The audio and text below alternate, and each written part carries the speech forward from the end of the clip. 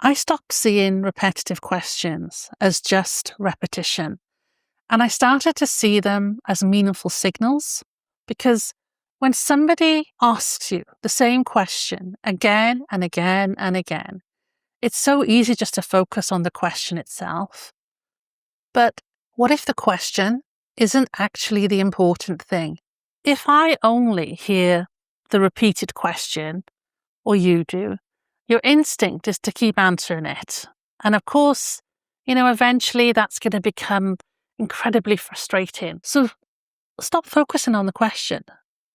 I started to think about it like this. I thought of it as like a smoke alarm. When a smoke alarm keeps going off, the noise is what gets your attention. But the noise isn't really what you need to understand. You want to know, what's setting it off. And if you think of dementia repetitive questions in that way, then you see that the question is the alarm. So if you look for the signal underneath that question and understanding what may be driving it, it can change how you respond. Have you noticed that certain situations seem to trigger more questions than others? I did. An appointment, someone coming to the house to visit, going somewhere new. All of those kind of things used to sort of trigger a barrage of repeated questions on a loop. What time are we going? When are they coming? What time is my appointment? And you've answered your loved one several times, but nothing seems to work. And that's the clue that there may be more that's going on than simply just forgetting the answer. I noticed this with my mum around appointments.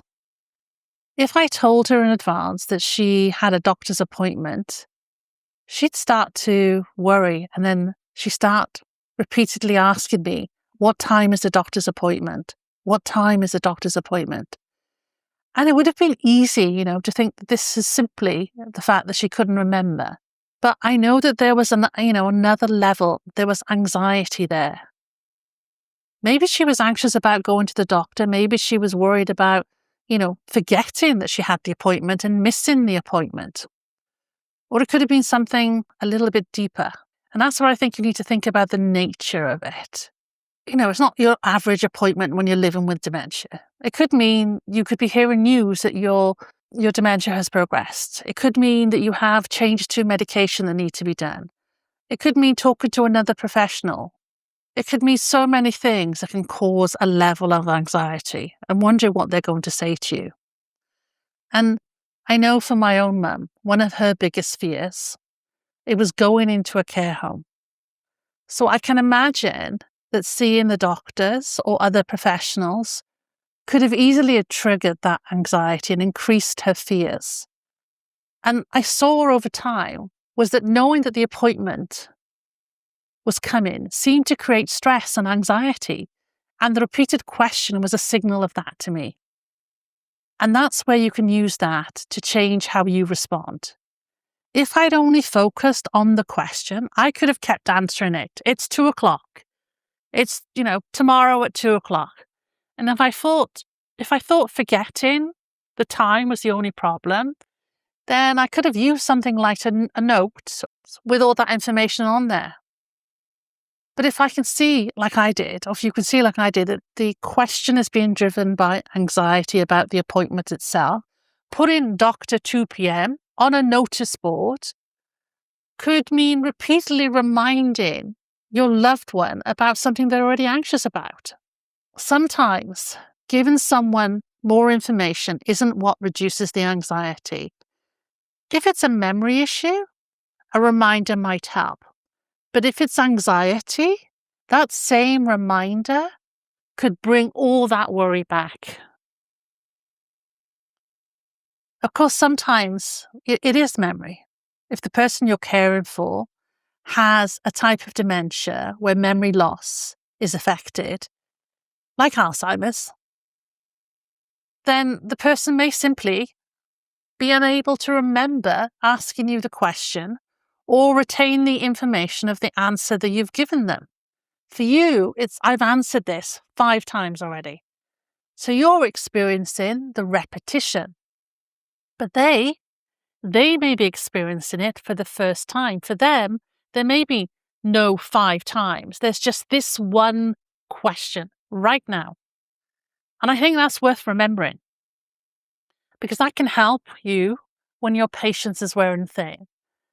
If memory loss really is the driver for these repetitive questions, this is where all those things like a notice board or a note or a calendar reminder can help anchor your loved one. Give them something that they can refer to or use so that it helps them find that information without using repetitive questions. And whilst you're there, when you're thinking about memory, keep your answers simple. Try not to lead them with, I've already told you that, where possible. I know it's hard. Try to respond to the question they're actually asking right now, rather than reminding them how many times that they've already asked you this question. And sometimes, a simple reassurance or a reassuring response can be enough, like saying, it's okay, I've taken care of it, or it's okay, everything is sorted. Because if they're repeating the question, it's okay for you to repeat the answer. So what else?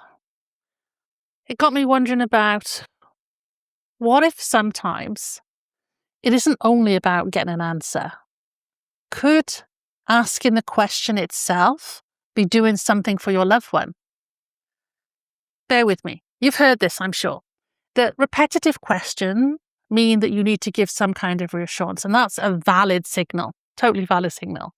But maybe the reassurance isn't only in your response, but maybe the act of asking the question, the exchange that follows between you, is itself reassuring. Could that be what's happening in your situation, maybe with your mum or your dad or your husband and your wife? Maybe there is something else, especially after you've already looked for the obvious things. Like, are they uncomfortable? Are they anxious? Has something happened to start these repeated questions? So that raised the question to me, has the repetitive question itself become comforting, almost like a soothing mechanism? Like, we all have these things that we do when we're anxious or when we're unsettled. Like, some people will rock back and forth. Some people will tap their fingers. And some people repeat a phrase to themselves. So what if asking a question again and again and hearing that response from you gives your loved one a sense of reassurance? Now, if you think about it that way, it can change the way that you respond. Instead of thinking, why are you asking me this again? Sorry. I could think, or you could think you could think really, maybe asking this is helping you feel a little safer right now. And so the reassurance isn't always finding a better word or giving a better answer. Like for my case with my mum, the reassurance could come in just that exchange. But then I'd add on to that with physicality. I could sit beside her and I could hold her hand and I would be there with her. So the reassurance wasn't only coming from what I was saying, but also what I was doing. And at the time,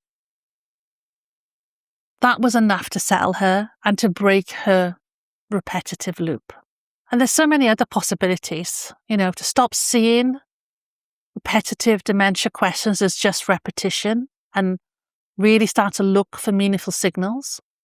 Like, what if the question your loved one is asking isn't exactly telling you what they need? Could they be trying to communicate something that they can't put out into words to you? Like perhaps they're uncomfortable about something. Maybe they need the toilet. Maybe they're hungry or they're thirsty or they're in pain. Or there's something that doesn't feel quite right that they can't explain to you. And I know that that can be really difficult to deal with because you only have their words that they're giving you to work with initially. But that means you have to look a little bit harder. You have to look elsewhere to what's going on. So you're looking at the person that you love and you're seeing what their body language or their movement is signaling to you. So in my case, sometimes I'd repeat the question back to my mum, and then I would watch her eyes, as she would normally look to what, the problem was, or she would touch something, and it would be so discreet, you wouldn't really notice it unless you were looking. So if I've answered the same question several times, that's what I do. I start widening the search, looking for other visual signs of how else, or is this something else that she needs from me? You always, you won't always find something. And I think that's important to say because you can look for every possible reason and still not know why that a question is being repeated to you or keeps coming back. But if answering it again and again isn't helping, look beyond the question. Look at the person in front of you. What else are they showing you? And that's really what changed things for me. I stopped assuming that every repeated question needed the same answer. Sometimes it was memory. Sometimes it was anxiety. Sometimes reassurance. And sometimes it was something that couldn't quite be put into words. And like I said, you won't always find the answer. But the question to ask yourself isn't how many times do I have to answer this question? It's looking at your loved one and asking, what do they need from me right now? Well, I hope that helps. Thank you so much for watching. I'm Kat with the glasses that keep falling down. And I share what I've learned from my lived experience caring for my mum with Alzheimer's for over 13 years. So if you're caring for someone with dementia too, I hope something that I've shared here today just makes it a little bit easier for you. And if this is the kind of support that you're looking for, then watch my next video. Just stop seeing, dementia repetition as just repetition. It is really some kind of meaningful signal. Thanks again for watching. You watch my next video up there.